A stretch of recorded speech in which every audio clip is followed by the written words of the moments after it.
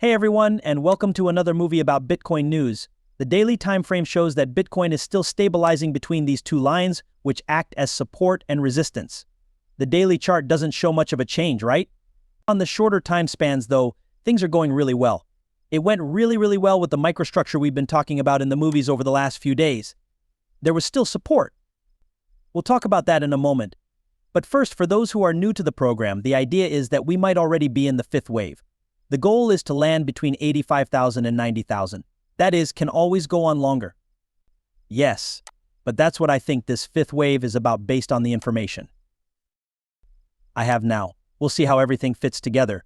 The length might get longer, it could go further.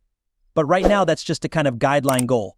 In the long run, during the bull run, we should get above 100,000, right? That's the point. There is some doubt in the short run about whether we are still in this fourth wave, but the way the Bitcoin chart is moving right now makes it more and more likely that we've already hit bottom. As I told you, I'm basing my work on the idea that the fourth wave is where the bottom is. but only while the tiny support levers are in place. In the last few days, they did all hold. At this point, I still think we've hit bottom, even though I don't like the structure to the upside. We're still not safe and sound. We're still not out of the woods. The thought is that this is sort of taking shape as a five-wave pattern to the top. We need to find out what happens next.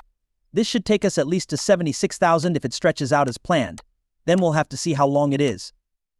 I mean, it could always go higher, right? In other words, if it goes all the way to 85 to 90,000, this could be wave 5 of 3. If it ends around 76,000, I think this is probably only wave 1 or 5. Next, there will be a wave 2, and then waves 3, 4, and 5. That could bring us to 100,000. Let's move on to the shorter time frame now. Before we do that, let's quickly go over X's Twitter again. If you want to see more information, Bitcoin news, and other things you can find here, follow us there. What we started today, or the question I'm asking there, is if you're interested in a certain cryptocurrency that you want me to talk about. Based on these, or if there are certain clusters, we will send out the poll here on X, and then on Saturday, there will be another video based on your requests just here on X. You are welcome to check it out. Just make sure that if you follow us here, you only use the right account and follow only that one, okay? If someone is trying to scam you, don't follow them.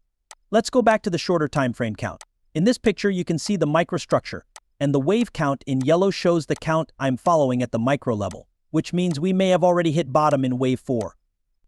It's still marked as option here. If it says alternative or primary, I wouldn't even bother with that. Our goal is for prices to go up as long as support levels stay in place. First, our main support area can be seen on this chart. This is very steady and has never broken in the 2 months we've had it. As a result, the general bullish view is correct. Now that we're going higher, there's another small support area that could be called the top support area. In order for the yellow wave count to stay alive, this micro support needs to hold. Only then can we make the 5 waves I just showed you on the daily time frame. The key level here is 64,380.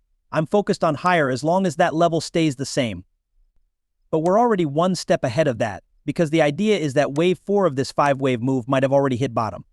I'm now following this 5th wave to the upside. We can see this a little better now, so I need to clean it up a bit.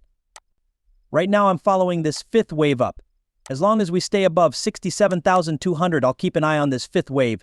You could say that there is another, even smaller support area inside this micro support area that holds up the microstructure that is forming here.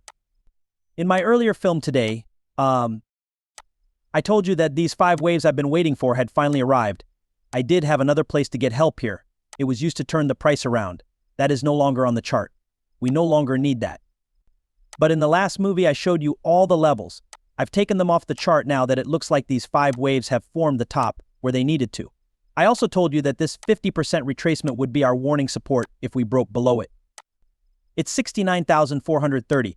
If that level goes through, that will tell us that the B wave pullback has begun. 5 waves up in wave of 5 reached a peak. This could now be a B wave slowdown, which would be an ABC structure in and of itself. I am now keeping an eye on the B wave rise and the B wave pullback. I hope that makes sense. From there, we could make a move in wave C to 76.4 thousand as long as we keep 67,200. If you don't know much about Elliott wave or think it's too hard to understand, it's very easy. See how high they are. I think the price will go straight up in wave C of 5, which goes to 76.4 thousand, as long as we keep 67,200. We can't break below this level, because that would be too deep for a B wave. Thank you very much. It's down here at this point. That's the lowest temperature on May 23rd. Around 66,300. I mean, different wave numbers need to be thought about here since we are already below the support zone. But this has been going well so far. I told you about this 1 to 2 setup. The third wave, the fourth wave slowdown, and the fifth wave all happened. Beautiful. Then there was the pullback we came here for. It's clear that it needs a better 3-wave move now. If it keeps going up from here, it could just be an extension of the A wave, which I've marked in orange. But I'm going to take that off the chart right now because I think that on the micro level, it actually peaked in this yellow A wave and is now rolling out in this yellow B wave.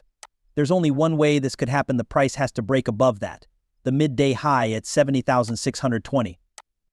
If it does, I have to change my mind. Extra resistance has also been added. You can just think of this as normal resistance for a B wave. It's somewhere between 69,830 and 70,280, but B waves tend to go too far. That's just a rough idea. That should now make sense. I hope the news about Bitcoin was interesting. Please click like, comment, and subscribe if you did. Also, if you enjoy the videos a lot, please check out the channel membership. Also, don't forget to follow us on Instagram and Twitter for more posts. Thanks for seeing it. Goodbye.